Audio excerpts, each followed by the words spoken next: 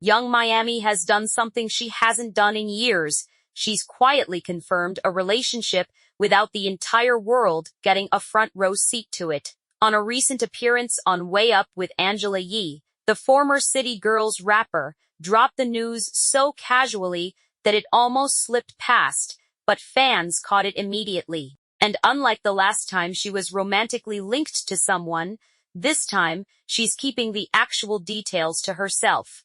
During the podcast, Angela Yee asked her directly about her love life, and Miami didn't dance around it. "I have been with a man for a while now," she said with a coy smile, before adding something that caught everyone's attention. "I glow differently." That simple statement became the headline because it marked a distinct shift from where she was just months ago. She's not single anymore, and she wanted people to know it, but only that much. The interesting part came when Yee pressed her about how her boyfriend handles the attention Miami gets from other men. She brought up Miami's recent appearance on streamer Tyler James's broadcast, where flirting is basically part of the format. Rather than deflect, Miami was straightforward. "Oh, my man ain't worried about that," she said. "He's not insecure." Nah, that was it. No name dropped, no social media follow revealed, no hints about who he is or what he does. For someone stepping back into public dating after what she's been through, this silence is telling. The fact that young Miami is deliberately keeping this under wraps speaks volumes about how her last high-profile relationship unfolded. From 2021 through mid-2023, she was romantically connected to Sean Diddy Combs, and their relationship became the opposite of private. They were spotted everywhere together, photographed at the Met Gala. Their situationship, Miami's own word for what they had, played out in real time across social media. Paparazzi photos, red carpet appearances. She wore his influence like a badge while simultaneously insisting they weren't really together in any traditional sense. They went together real bad, as the phrase became. But they weren't a couple. They were single, but they were dating. It was complicated by design, and the public was never let off the hook about it. Then came 2024, and everything changed. Diddy's federal charges for sex trafficking and racketeering completely altered the landscape. Miami distanced herself publicly, but not before doing something that would haunt her perception for months. She submitted a character letter on his behalf before his sentencing. The move backfired spectacularly. People questioned what she was thinking, whether she understood the severity of the allegations against him, or if she was still trying to protect his image. The backlash was swift and unforgiving. Social media turned on her. Industry connections cooled. She became collateral damage in his fall, which was ironic considering how hard she'd tried to maintain that she was never really his girlfriend to begin with. By August of 2024, in the second season premiere of her podcast, Caresha Please Miami officially addressed the breakup and the toll it had taken on her mentally. "1 minute I'm happy. 1 minute I'm sad," she said through tears. She explained that she needed to take a break and focus on herself, her career. She needed to let him navigate his own situation because she couldn't get caught up in it anymore. It was a turning point. For the first time, she was publicly acknowledging that the relationship had affected her deeply, despite how cool and unbothered she'd tried to appear. In the months that followed, Miami pivoted hard. She left City Girls officially, deciding she and JT were in different lanes. Focused on her podcast, her brand, her kids, she talked openly about what she wanted in a partner going forward. In May of 2026, she told SiriusXM that she's still attracted to older men, but that she values maturity, patience, and respect, qualities she associates with men outside her age group. She also said she wants another child, but prefers not to live with a partner. In February, she'd told Uproxx that any man she dates needs to have at least $100 million. She wasn't keeping quiet about her standards or her preferences. She was rebuilding herself in public, just not revealing who she was rebuilding with. Then there were the rumors. In late 2024, She was spotted with NFL player Stefon Diggs at his birthday celebration.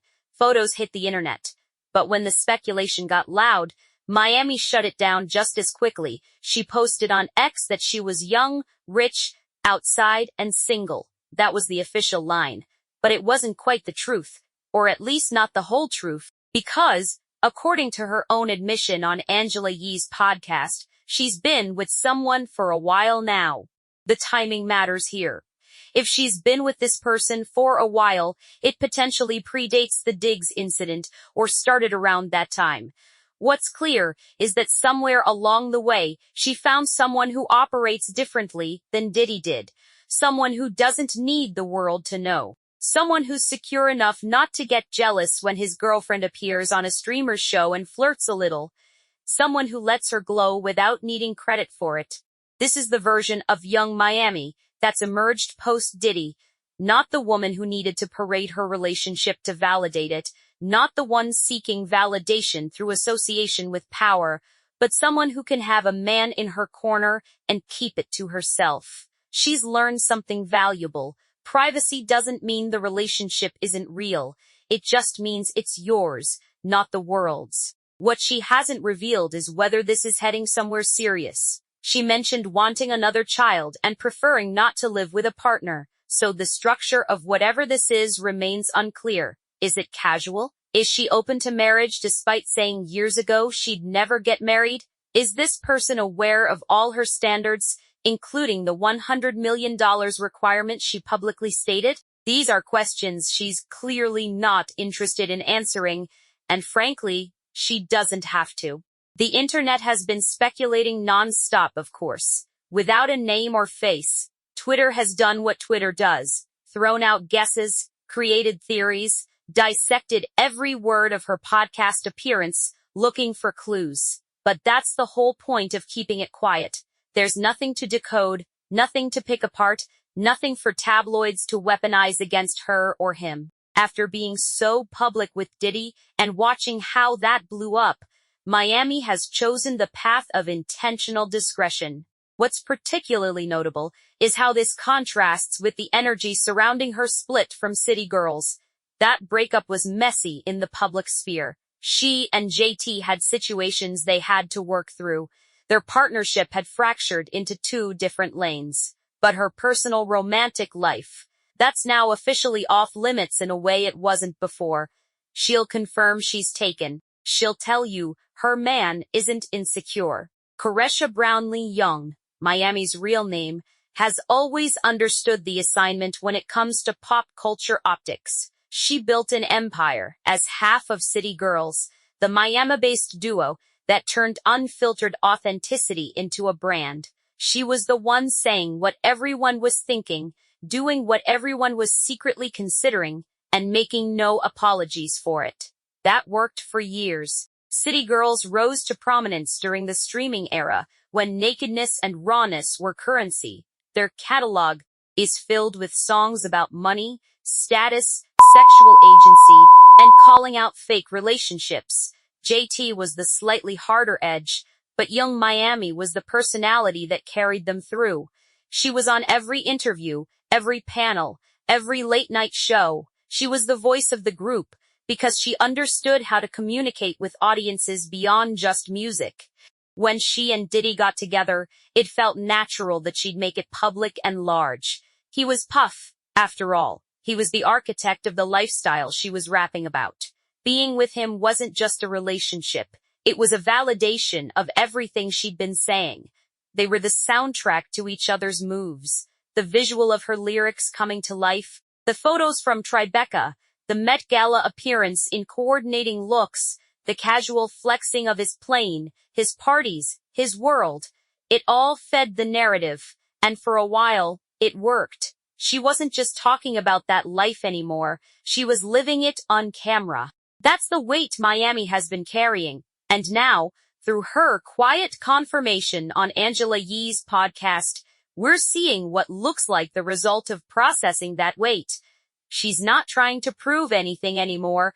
She's not trying to show anyone anything. She's just living. Podcast moment itself was artful in its restraint. When Yee asked if she was seeing anyone, Miami could have easily deflected with a joke or changed the subject entirely. Instead, she chose to confirm it. But she also chose to keep it there. She didn't elaborate, didn't name him, didn't describe him, didn't paint a picture. She just said it happened and moved on. That's the move of someone who's learned something hard about privacy. And the follow-up about her boyfriend's confidence level, his lack of jealousy when she's out flirting with streamers, says something important about her evolution too.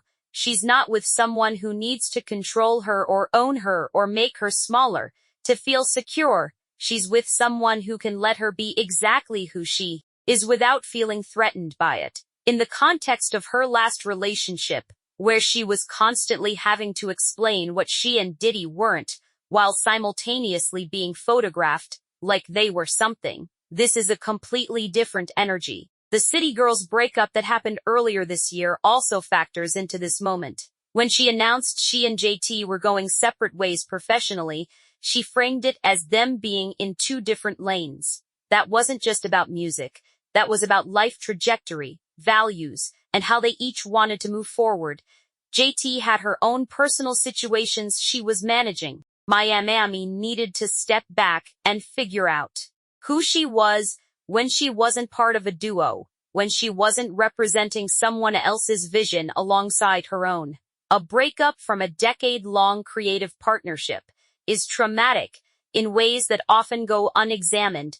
You're separating your brand, your sound, your legacy, your financial streams, and she did that while also processing the aftermath of a public romantic entanglement that had cost her social capital. Who she was when she wasn't part of a duo, when she wasn't representing someone else's vision alongside her own. A breakup from a decade-long creative partnership